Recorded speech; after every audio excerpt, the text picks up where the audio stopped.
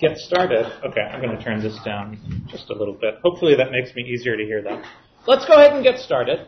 So last week we spent some time, administrative note first of all. I sent out an email about a correction to the problem set. If you did not receive that email, that means that you are not on my email list. Okay. So if anyone did not receive an email about the correction to the problem set, send me an email so that I can add you to the email list for this course. It also means that you probably weren't officially registered for the class as of last Wednesday or whenever it was, although you may have registered since then. Okay, but let's go ahead and do some physics. So last class we began investigating some of the basic features of special relativity. And in particular, we used the basic postulates of special relativity, namely the relativity of physics, that is to say that there is no universal rest frame and only relative velocities matter for the outcome of physical experiments. And second, the constancy of the speed of light in all reference frames. To derive a series of rather remarkable consequences, and in particular the three effects that we discussed last week were the relativity of simultaneity, time dilation, and length contraction. Today, what I would like to do is continue our development of the theory of special relativity. And in particular, one of the upshots of what we're going to be discussing today is an alternative and slightly more abstract derivation of these three basic effects, which provides a somewhat different way of thinking about special relativity, and a somewhat more formal and abstract way of thinking about special relativity, but one which, as we will see, reveals a great deal of insight into the structure of space-time and the implication of special relativity for all sorts of other areas of physics. So what I will talk about today, and for a bit of next class, is the general notion of reference frames, coordinate systems, and the formulation of the laws of special relativity in terms of what are known as Lorentz transformations. And the theory of Lorentz transformations is really I think the formal development that is at the heart of the theory of special relativity. And so we will spend some time discussing it and working out its implications. So before I get into that, though, what I would like to do is make a little bit more precise some of the terms which I've been using in a rather loose and intuitive sense so far in this course. Okay. So far, I have been using the word observer in a somewhat schematic sense. So in a loose sense, but in a way that I would like to make at least a little bit more precise. And in particular, I've been using the word observer, reference frame, and coordinate system all a bit interchangeably. So I would just like to spend a minute talking about precisely what I mean when I use those words. Okay. So what do we mean when we use the word a reference frame? So let's imagine that I am sitting here at rest in this classroom, and I wish to perform some measurements on some physical process that's going on in this classroom. Then the way that I would do so is I would begin describing these physical measurements by constructing a coordinate system. And so how would I do that in practice? So if I am an observer at rest, then one way that I could do that is I could imagine constructing some sort of lattice of meter sticks and clocks that would fill this room that would allow me to, I can't even spell correctly, that would allow me to use coordinates to describe the physical events that take place in this room. So an observer at rest can construct a lattice of coordinate axes and clocks. And for example, in this room, I could use a meter stick to label the different points on this wall with their height, and I could label the different points along the blackboards to denote a length in the y direction, for example. And then I could use the depth of this classroom. I could lay out some set of meter sticks that would allow me to record the positions of points in the z direction. And so in this way, and all of these coordinate axes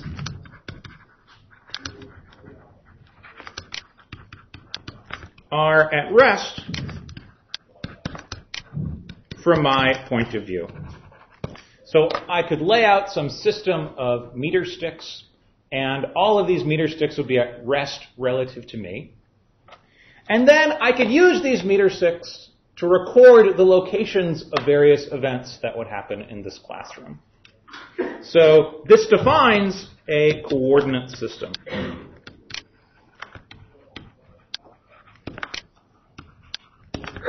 That is associated with me, the observer. So, for example, if I want to describe the position of this piece of chalk as a function of time, then I would use the meter sticks that I have laid out to record the position of this chalk, and then I would carry a clock with me, which is at rest with respect to me, the observer, that I would use to record the time at which I make an observation. And then I would like to write down some set of laws of physics that would govern the position of this chalk as a function of time. And in particular, that would be some sort of formula for the set of coordinates that I use to label this piece of chalk. So, i.e., a set of numbers x, y, and z that I would use to describe the position of the piece of chalk, as well as a number t that would describe the time at which I am making that observation. And the point is that when I use the word reference frame,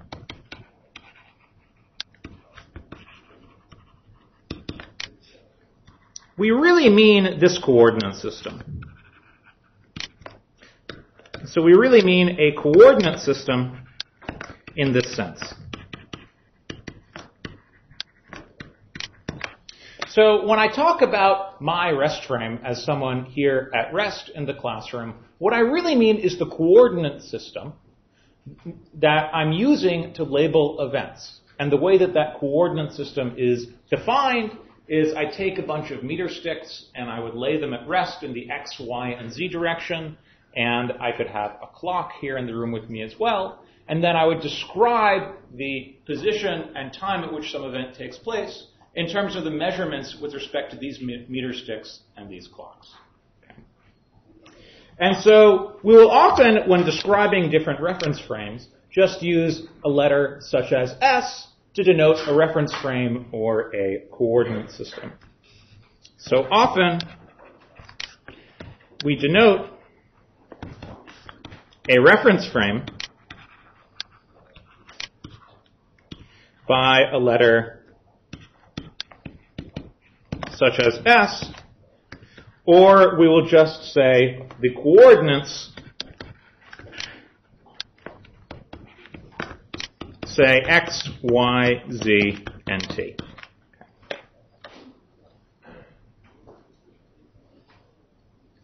So all of this sounds a little trivial. I mean, this is stuff that you probably didn't even bother saying explicitly in other physics classes that you may have taken. But the reason why I'm being so pedantic about this stuff is that the theory of special relativity can be completely recast as a set of relationships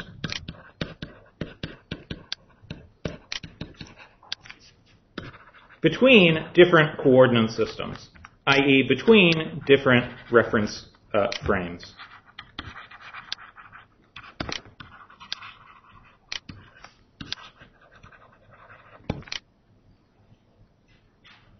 And in particular, the standard theory of special relativity, namely that which we will consider for at least the next few weeks, and that which was originally considered by Einstein, involves a special class of observers, which are referred to as inertial observers. What is the definition of an inertial observer? An inertial observer is one for which, when you write down the equations of motion that govern the dynamics of objects in their coordinate system, these objects will follow the usual Newtonian equations of motion, or the usual trajectories given by the Newtonian equations of motion, F equals ma. Okay. So, for example, I here at rest in this room am not quite an inertial observer because the Earth is rotating, and because of the rotation of the Earth, if I were to drop a piece of chalk onto the floor like this, it actually does not precisely obey F equals ma. It obeys F equals ma plus some very small corrections due to the centrifugal force of the Earth. And the centrifugal and centripetal forces due to the Earth provide small deviations from F equals ma, and reflect the fact that us actually sitting here on the Earth's surface are not precisely inertial observers, but we are, in fact, for many purposes, very close to inertial observers.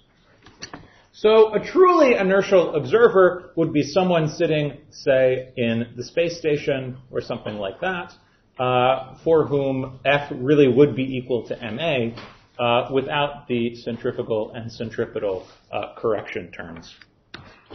So in particular, not accelerating or rotating observers.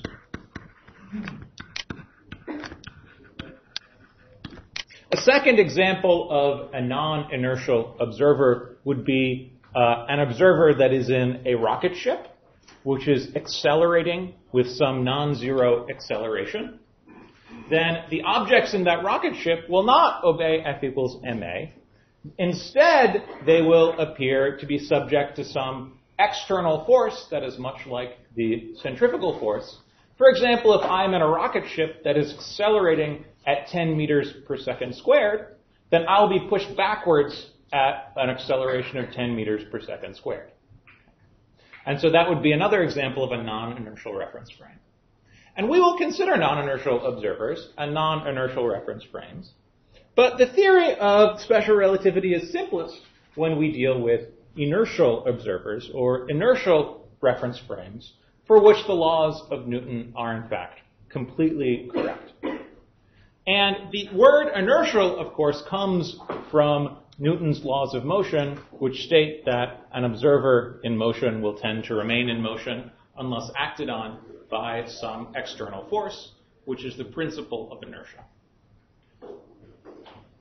Are there any questions on this so far? I mean, I realize that what I've said is in a sense completely trivial, but I think it's worth making these statements clear once and for all, just that we all know exactly what we're talking about. Are there any questions? Yes? When you said not accelerating or rotating, well, I guess it implies that bodies in uniform motion are considered inertial observers? Absolutely. So body, yes. But then we apply any sort of correction to that in the sense that things in motion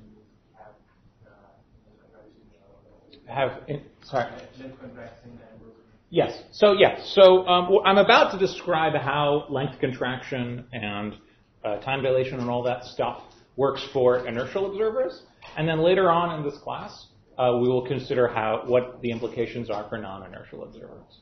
I mean, of course, saying that an observer is precisely inertial is almost always going to be some sort of approximation.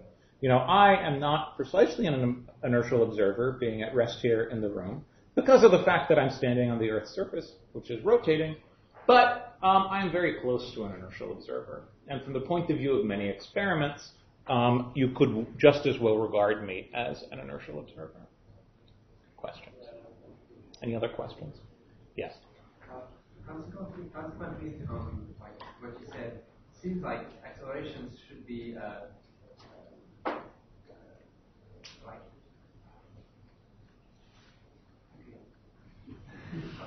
Okay, why don't I continue, and you can ask again later if, you can ask again later. We'll spend a fair amount of time discussing acceleration later on in this course. It turns out that the study of accelerating observers is closely tied with the study of gravitation. And if you think about my example of myself accelerating in a rocket at 10 meters per second squared, you might begin to understand why that could be the case. Okay.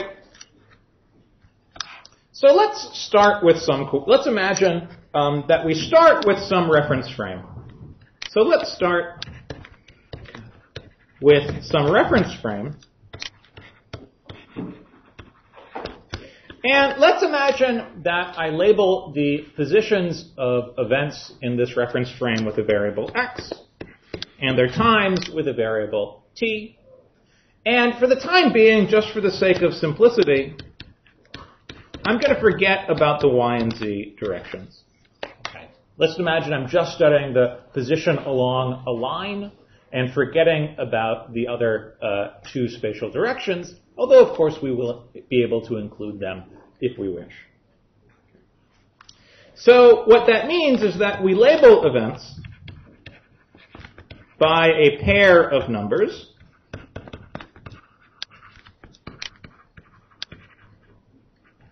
So, for example, I could label some event, such as my dropping of a piece, such as the position of a piece of chalk at a given time, by a pair of numbers x0 and t0, or x1 and t1, and so forth.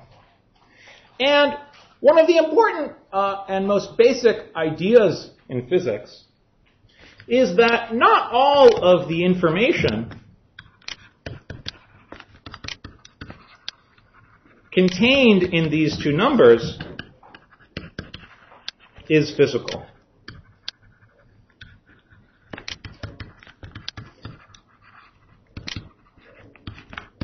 So what do I mean by that in particular?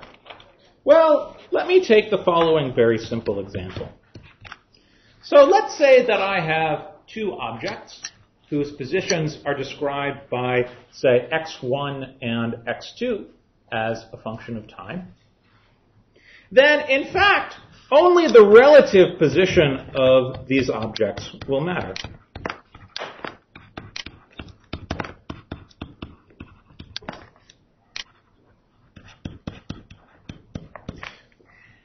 And the overall physical dynamics of the system will not depend on my choice of origin for this coordinate system.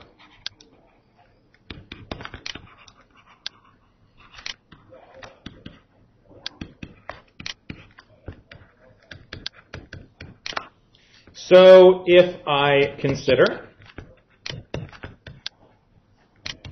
some new coordinate system, say, let's call it S prime, whose coordinates x prime and t prime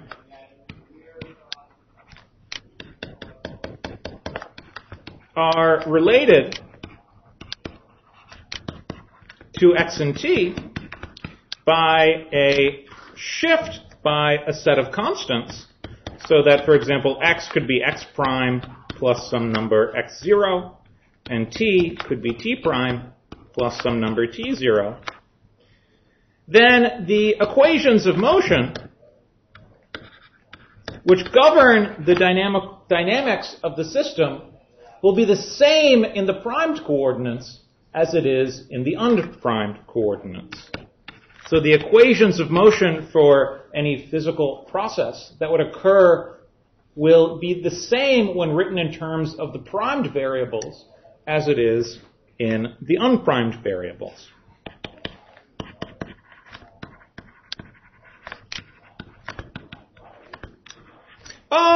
As a very prosaic example, so I already dropped my piece of chalk. There, I dropped another one. So let's get another piece of chalk. So let's say that I want to describe the dynamics of this piece of chalk as I drop it. Then I could, for example, label its position as measured in the distance from the floor, so that this piece of chalk would be at a little less than 2 meters. So 2 would be the number that describes its position. Or I could describe the position of the chalk as measured from the top of my head, in which case its position would be slightly negative, minus a couple centimeters, instead of being plus 2 meters or so. But the actual physics of the situation will not depend on whether I am using a coordinate system to describe the vertical position of the chalk whose origin is on the floor or one whose origin is on the top of my head.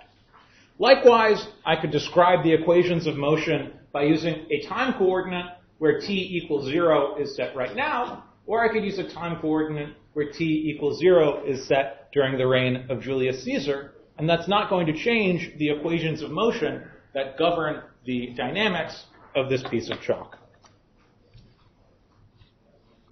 So in particular, what this means is that only relative separations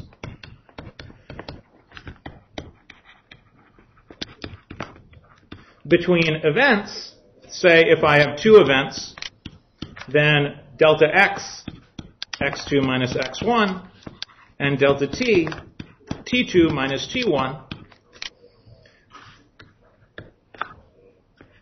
will enter into physical quantities or into physical laws. Now, I should be careful, however, that of course if I go and start measuring chalk from the bottom of the floor and I write a bunch of physical quantities in terms of the distance of various pieces of chalk from the bottom of the floor, then if I want to write in terms of a new coordinate system where they're measured in terms of the top of my head, in terms of their vertical distance from the top of my head instead of from the bottom of the floor, then I would have to add 2 meters to all of the various different coordinates that I'm using in order to go between these 2 different coordinate systems. But if I'm careful to do that, then all of the physical laws should be the same in these 2 coordinates. Yes? I'm not sure I understand exactly what you mean when you say some of the information is not physical. What do I mean when I say some of the information is not physical? Well, when I talk about, say, the gravitation, let's give an example where, let's say that I'm talking about the gravitational interaction between the Earth and the Sun. Okay. Then I would describe the Sun in terms of a position variable, so a set of 3 coordinates, and the Earth in terms of a position variable, a set of 3 coordinates. But those 3 numbers are all measured with respect to some origin, okay, which I could take to be the Sun, I could take it to be often Alpha Centauri, I could take it to be anywhere, okay. And so the thing that will actually enter into Newton's law of gravitation is actually the difference in the positions of the Earth and the Sun, rather than the overall value of the position of the Earth or the overall value of the position of the Sun. Okay, so portions of each measurement may not be physical. That's right. That's right. Each measurement still has a physical. Absolutely, yeah. So what I'm trying to get at here is that when I define a coordinate system, this is a set of coordinate axes that I use to make all kinds of measurements. And so if I'm describing a set of physical laws that describe the interaction between 100 different parts of a physical system, then there would be 100 different sets of numbers that I would use to describe their positions. But there would be one of those various degrees of freedom that describe those 100 positions. One of those degrees of freedom is sort of not physical. It describes the overall distance between these things and the origin of your coordinate system. But the other 99 degrees of freedom are physical. All of the various relative separations between these parts of the system. Now, this principle that the origin of whatever coordinate system you're studying is not physical. In fact, is an important enough physical principle that we give it a name. So we refer to this property of physics as translation symmetry. So the translation symmetry of the laws of physics. And we refer to this change of coordinates, so I'll label that by a star, as a translation. Okay. So a translation is a special sort of change of coordinates, a special sort of relationship between two coordinate systems, where all we do is we shift the origin of our coordinate system that we use to measure the position of the objects, and that would be referred to as a spatial translation. Or if we shift the origin of the time coordinate, namely we decide to start measuring quantities,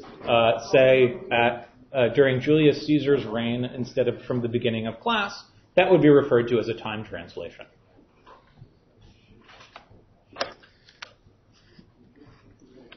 So, the point is that if you identify the various different symmetries of laws of physics, the various different types of coordinate changes that leave the equations of motion unchanged, then this provides a very powerful tool for analyzing various physical systems. So, in fact, this is not something that we'll study in this class, but the principle of translation invariance is, in fact, the core property of physics that is responsible for the conservation of energy and momentum. So there's a very deep and powerful tool for thinking about the role of symmetries in physics. This is referred to as Noether's theorem. And Noether's theorem is a relationship between symmetries of the sort that we are describing here and conservation laws in physics. So, for example, the fact that the laws of physics are the same if you move the origin of your spatial coordinates is precisely what is responsible for the conservation of momentum. And the fact that the laws of physics are unchanged if you change the time at which you start making your measurements is what is responsible for the conservation of energy. Okay. This is not something that we will touch on in this class, but it's something that you should keep in mind going forward. You may see it in your mechanics class. Certainly not, if not this year, then next year. So,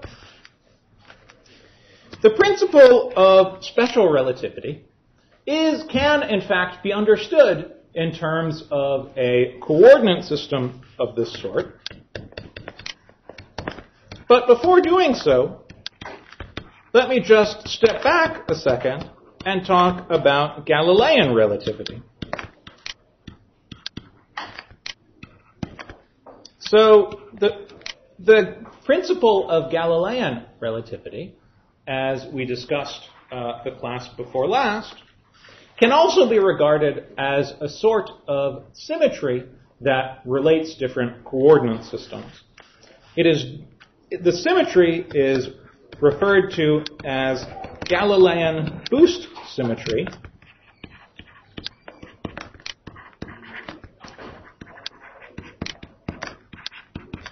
Of Newtonian physics.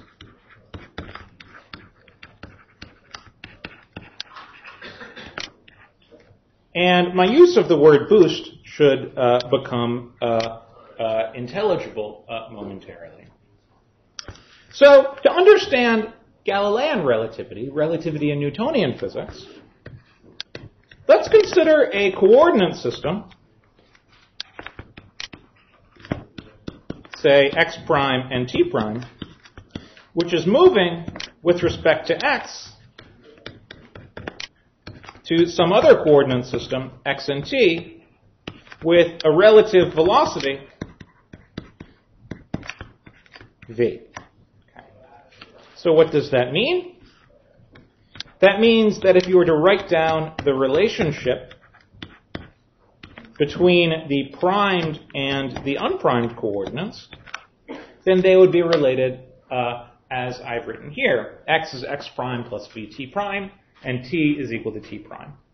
This is just a statement that if I measure positions, if I label events by x and t in my reference frame at rest, and you label them in a different reference frame that is moving with some velocity v with respect to my reference frame, then the labels that you will use to label events will differ in some way that is given by this formula, which is known as the Galilean boost. Why is it called a boost? Well, because essentially you're boosting the velocities of objects. Okay, you can see if you calculated dx prime by dt prime, it would differ from dx by dt precisely by the velocity v. And then the point of Galilean relativity is that the equations of motion, when written in terms of the variables x and t, are identical in Newtonian physics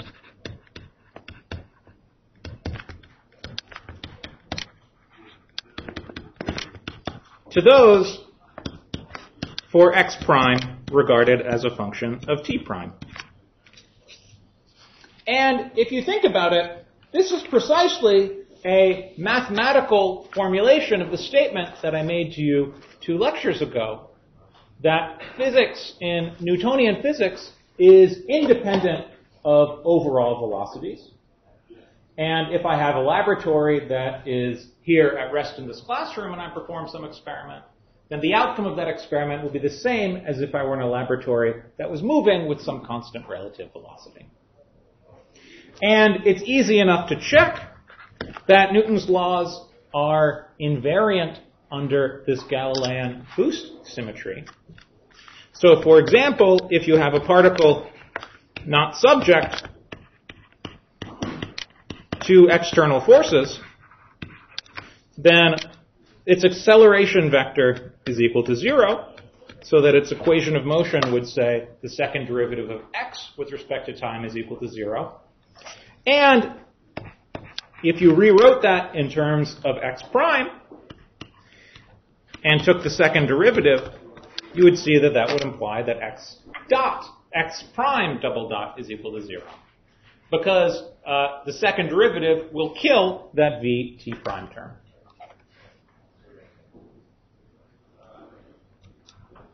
Now, are there any questions on that? Hopefully that should be reasonably clear. So,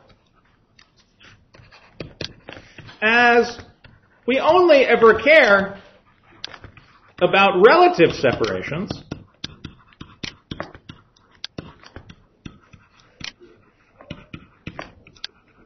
meaning that physics is always independent of the choice of origin that you use to describe your coordinate systems, we sometimes write this as a relationship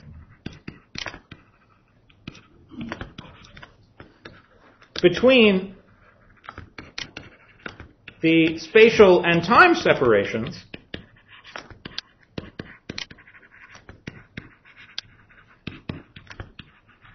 between 2 events, or between pairs of events in different coordinate systems. So let's imagine that we have a pair of events that take place at positions x1, t1, and x2, t2 in one coordinate system, and in different coordinate system we would label them by numbers x1 prime and t2 prime, and x1 prime and t1 prime, and x2 prime and t2 prime. Then the Galilean boost is the statement that delta x is delta x prime plus v delta t prime, and delta t is delta t prime, where delta x is x2 minus x1, delta t is t2 minus t1, and so on and so forth.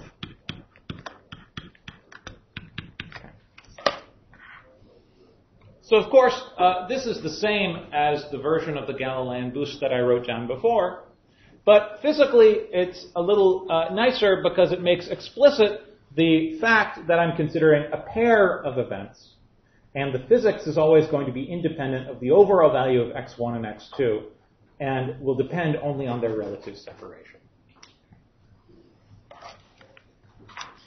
And so the question that I would like to ask is, what is the correct version of this relationship between the two different coordinate systems in special relativity?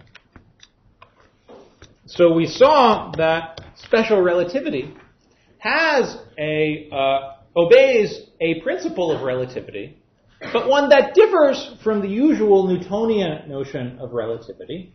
And in particular, the laws of physics in special relativity will not respect Galilean boost symmetry, but instead will respect some other sort of symmetry, which is known as Lorentz symmetry. So the question that I would like to answer is, what is the correct version of this in special relativity? In particular, if I imagine that I have two reference frames. Oh, sorry. Yeah. If I have two reference frames, S and S prime, such that S prime moves with some constant relative velocity with respect to S, then how are the coordinate systems xt and x prime t prime related?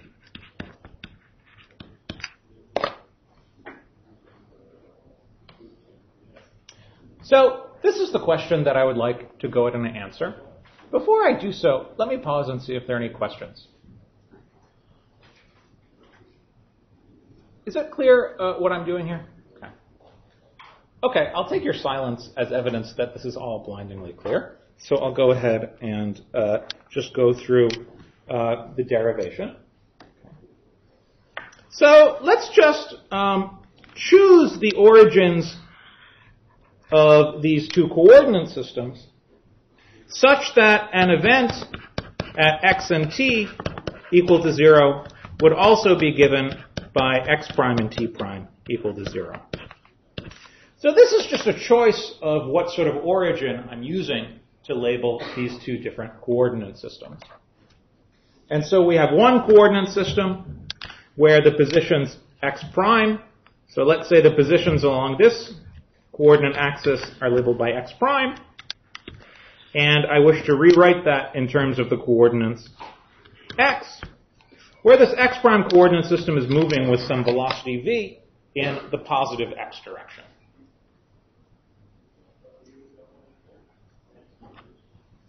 Now, we saw in the case of the Galilean boost symmetry that the relationship between the primed and the unprimed coordinates was a linear one, in that x prime was proportional to something times x plus something else times t.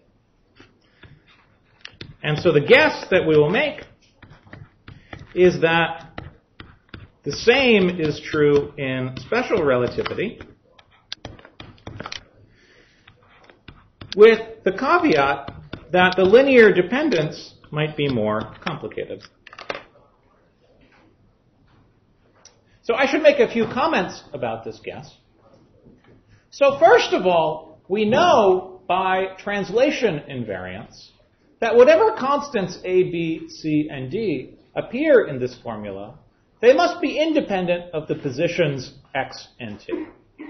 That's because of translation invariance. And moreover, the formula that I have written here says that x is linear in x prime and t prime, and t is linear in x prime and t prime. And I could either view this as an assumption about the structure of Lorentz transformations, or I could simply imagine that in general, x is given by a more complicated function of x prime and t prime. And likewise, t is given by a more complicated function of x prime and t prime. And I am simply imagining that the spatial and time separations between events that I am studying is very small. And then I'm Taylor expanding order by order in powers of x prime and t prime. The 0th order term in that expansion is set to 0 by my assumption here that the origins of the two coordinates coincide. And then what I have written here is the first non-trivial term in that Taylor expansion. So another way of thinking about this is that I'm writing down the relationship between coordinate systems that are related by a constant relative velocity, assuming that the events that I'm studying are separated by small time separations and small spatial separations. Now, the question that you might ask then is small compared to what? And the what is something I will not be able to tell you about until we come to general relativity. But indeed, we will see when we consider general relativity that there are corrections to this formula, and that indeed this should only be regarded as the linear term in a more complicated formula. And the what that appeared in my previous sentence is the curvature of space-time. Sorry, that was a more complicated grammatical construction than it needs to be. But the point is that if you are studying events that are very close together compared to whatever length scale governs the curvature of space, then indeed this will be a good approximation to the relationship between different frames of reference. So that was all a bit of an aside. What I would now like to do is use the basic postulates of special relativity to derive a formula for these coefficients A, B, C, and D. And there are really multiple ways that I could proceed here. So, in fact, last class, when we discussed time dilation and length contraction, I gave you all of the information that you need in order to uniquely determine these coefficients A, B, C, and D. But for pedagogical reasons, what I'm going to do now and continuing into next class is give you a completely different way of deriving these coefficients A, B, C, and D, so that we can then use the answer that we get to go ahead and rederive the basic effects of time dilation, length contraction, and relativity of simultaneity. So in that way, you will have seen the derivation of these effects in two logically independent ways. And hopefully, you'll be more likely to believe them then.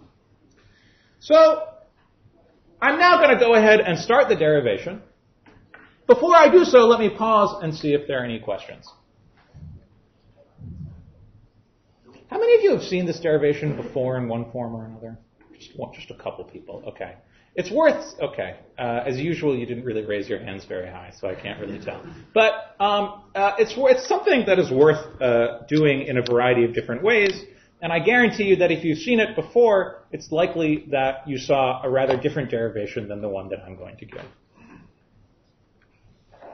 Okay, enough preliminaries. Let's go ahead and at least start this derivation. Yes?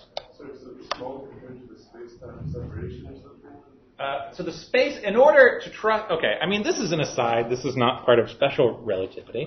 But in order to trust a formula like this, I need to be talking about spatial separations that are small compared to the curvature of space-time. Okay. But that is, right now I'm just trying to understand special relativity, so I will not entertain further questions on general relativity until the part of this course that covers that. Good. Was there another question? Okay, so I don't have enough time to complete the derivation in the 2 minutes that remain in class. So let me just begin the derivation, however, so you can start to get an idea of how things are going to work. Okay, so our first observation is that because S prime moves at relative velocity v with respect to s in the positive x direction, that means that points with x prime equals to 0 have x equals vt. Okay, if you think about it, what does x prime equals to 0 mean? It means that you're sitting at the origin right here. Okay? And because s prime is moving with some relative velocity v, that point is described by the equation x equals vt.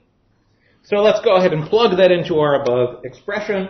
Setting x prime equals to 0, then you see that x over t is equal to b over d, which should be equal to v. So that means we've constrained one of the 4 parameters in the Lorentz transformation. B over d is equal to v. And likewise, because s moves at a relative velocity minus v with respect to s prime for identical reasons, set x equals, then that means that points with x equals 0 have x prime equals minus v t prime. Okay? Again, x equals 0 means that x prime is equal to minus v t prime, because now the s frame is moving to the left with respect to the x prime frame, leading to the minus sign. And so if you just go ahead and set x equal to 0 in this first equation, and compare that to x prime is equal to minus vt prime, then that implies that b over a is equal to v. So just to recapitulate, we can use those 2 observations to rewrite the linear relation between the primed and the unprimed coordinates, now just in terms of 2 undetermined parameters, a and c. And next class, we can go ahead and finish the derivation in order to fix those 2 undetermined parameters. So it's actually very clever the way that one does that. So if you want an exercise tonight, try and do it yourself. Let me see if there are any questions before we conclude. No questions. Just feedback for me. Was this a little too slow, this lecture? A little too slow. Should I go a little faster next time? Was it too fast? Should I go slower? It's just right? Perfect? Okay.